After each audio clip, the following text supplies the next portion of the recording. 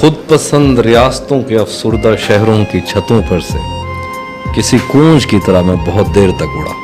हाँ, हरकत करती हुई हर रोशनी पर तुम्हारी गाड़ी का गुमान गुजरा। क्या बात। मुरादाबाद के एक बुजुर्ग ने हौसला देने के लिए फर्जी तारीखें बताकर सिप्रस से डिपोर्ट होने की झूठी कहानी अपनी हथेली पर उतार कर मेरी आंखों पे मली।